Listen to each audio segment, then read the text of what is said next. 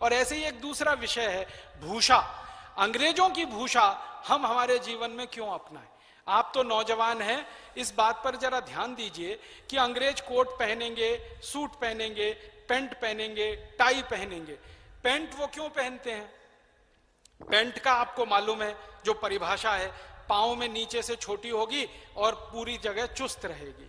अब ये pant England में पहनने की परंपरा 14वीं-15वीं शताब्दी से आई, और वो 14वीं-15वीं शताब्दी के पहले बड़े दुखों में रहते थे, क्योंकि पैंट ईजाद नहीं हुई थी, तो वो चर्म खाल लपेट के रहा करते थे।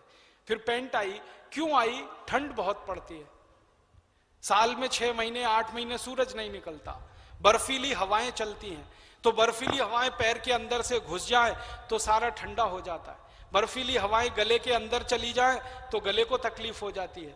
तो उन्होंने पोशाक ऐसी बनाई कि गला पूरी तरह से बंद रहे और बंद गले में भी हवा ना घुसे, तो इस पर से टाई लगा के टाइट करके रखें उसको, और इतना टाइट करके रखें कि गर्दन भी ना घूमे आपकी। तो उन्होंने अपनी परंपरा लाई, और यूरोप में एक बड़ी पुरानी परंपरा है टाई लगाने की, और वो आई इसलिए मैंने इस पे थोड़ा खोज किया, पुराने उनके दस्तावेज देखे हैं, तो मुझे इतनी हंसी आती है कहने में कि बहुत ज्यादा ठंड होती है ना, तो सर्दी जुकाम बहुत होता है, तो नाक बहती रहती है हमेशा।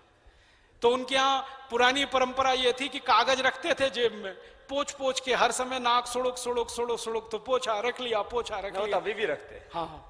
अब उन्होंने फिर क्या किया कि एक कपड़ा ही लटका लो, बार बार उसको जेब में रखने का खर्चा बच जाए। वहां से ये टाई की परंपरा निकली, अब वो स्टेटस सिंबल बन गई, और उसको हम अपने गले में लटका के घूम रहे हैं। क्या मूर्खता कर रहे हैं। यहां गर्मी बहुत है, गर्मी वाले देश के कपड़े खुले होने चाहिए, गला खुला होना चाहिए, पांव खुला होना चाहिए। पांव खुला रहे, गला खुला रहे, इसलिए हमारे यहाँ इस तरह के वस्त्रों की परंपरा रही है। हम लुंगी पहनते हैं, धोती पहनते हैं, कभी भी हवा आपके अंदर जा सकती है, और कभी भी जा सकती है कि नहीं। अब आपने पैंट चढ़ा ली और ऊपर से टाइट जीन्स चढ़ा ली, वो चढ़ती भी नहीं है, तो जमीन पर लेट जाते हैं, 45 डिग्री पे पैर उठा के फिर खींच खींच के चढ़ाते हैं, और उतारते हैं तो फिर खींच खींच के ही उतारनी पड़ती है, और अंदर का बहुत कुछ उतर जाता है उसके साथ में। ये कहाँ आप फंस गए हैं इस चक्कर में। हटाइए इसको अपने जीवन से। ये अंग्रेजी भूषा का मोह छोड़िए। टाई भर गए, नीचे पैंट, फिर टाई और कोट भी तो पहनते हैं हाँ, गर्मी में, और गर्मी में कोट, 45-47 डिग्री तापमान। और मुझे इतनी तकलीफ होती है ये देखकर कि दूल्हे राजा घोड़ी पे चढ़ के बैठे हैं, 3 पीस सूट चढ़ाए हुए, गर्मी में 45 डिग्री 50 डिग्री में। कहां जा रहे हैं जी? शादी कराने जा रहे हैं। मूर्खाधिपति दिखाई देता है वो, मूर्खों का भी अधिपति। 3 पीस सूट और टाई और घोड़े पे चढ़ के। आपको मालूम है घोड़े पर चढ़कर बैठने की ये पोशाक नहीं है टाई सूट। घोड़े पर चढ़कर बैठने की पोशाक तो धोती है, जो पीछे लांग लगाकर बांधी जाती है ना, उससे आप घोड़े पे चढ़कर बैठ सकते हैं, क्योंकि दोनों पांव आपके स्वतंत्र रहते हैं। आप मराठी स्टाइल की धोती पहनना जानते ना, वो घोड़े पे चढ़कर बैठने की पोशाक है। ये 3 पीस सूट और टाई नहीं है। कई बार पैंट फट जाती है पीछे से, क्योंकि टाइट होती है, और घोड़े पर चढ़ने के लिए ज्यादा लंबी दूरी तक पांव को आगे लाके डालना पड़ता है। तो आप ये सूट, पैंट, टाई, कोट, और ये गरम कोट और काला कोट, ये सब हटाइए। टाई से आंखों की बीमारी भी होती है, जो ग्लूकोमा की प्रॉब्लम बढ़ रही है, इसमें बहुत बड़ा कारण जो है टाई है। और टाइट जो कपड़े पहनते, पैंट, टाइट पैंट और ये सब, इससे नपुंसकता, इनफर्टिलिटी और सेक्सुअल डिसऑर्डर्स पैदा होते हैं। ये तो साइंटिफिकली प्रूव हो चुका है।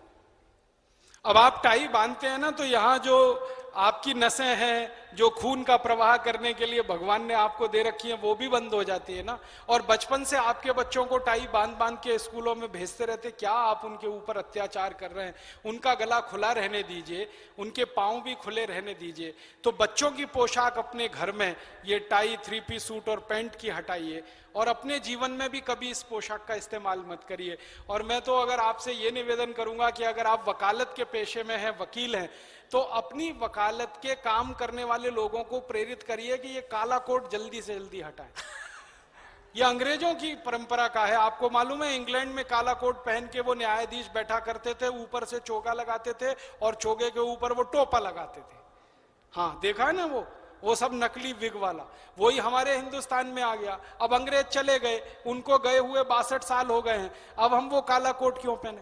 और आपको एक जानकारी दूं, बड़ी बड़ी रोचक जानकारी है कि वो जो चोगा पहनते थे ना, लंबा लंबा ढीला ढीला, उसमें जेब पीछे रहती थी, पीछे जेब पीठ की तरफ। तो मैं ढूंढ रहा था, तब पता चला कि वो पीछे जेब इसलिए है कि किसी मुवक्किल का उन्होंने मुकदमा लड़ा और मुवक्किल ने फीस वीस तो दे ही दी, और ज्यादा खुश हुआ तो पीछे से डाल दे उनकी जेब में, इसके लिए वो पीछे जेब लगाई जाती थी इंग्लैंड में। और हम भी वही नकल करके वो पीछे जेब और लंबा चोगा और सिर पे टोपा और वो काला काला। अभी भी यहाँ पीछे जेब लगती है। हाँ, जो जिनके गाउन होते हैं वो पीछे जेब के लंबे लंबे गाउन पहनते हैं।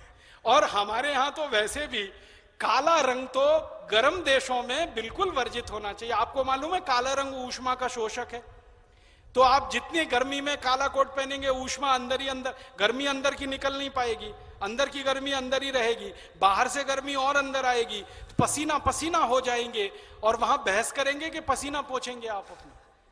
और नीचे की अदालतों में तो बहस होती है तो पसीना पसीना तर हो जाता है, फिर कोर्ट पर वो पसीना गिरता है तो सफेद सफेद हो जाता है, और महीनों महीनों आप उसको धो नहीं सकते हैं, और उसमें इतनी बदबू आती है कि कोई पास खड़ा हो जाए तो वो परेशान हो जाए। ऐसे क्या आप जो है इस गुलामी को ढो रहे हैं? हटाइए। तो ये कहां से हटेगा? बार काउंसिल को आप निवेदन करिए। आप जानते हैं इस देश में एक बार काउंसिल है, उसको निवेदन करिए कि ये काले कोट को हटाने की बात बहुत पहले तय हो चुकी है। एक बार नहीं, 2 बार नहीं, 3 बार नहीं, 4 बार नहीं, बार बार तय हो चुकी है। बार काउंसिल तय कर चुकी है, बस अभी हटा रहे हैं, अभी हटा रहे हैं, अभी हटा रहे हैं, अभी हटा रहे हैं, और वो आती नहीं निर्णय में। तो थोड़ा कोशिश करिए, प्रयास करिए, दबाव डालिए, उनके बीच में चर्चाएं चलाइए, और ये अपनी गुलामी तो कम से कम हम हटा दें, ढो दें।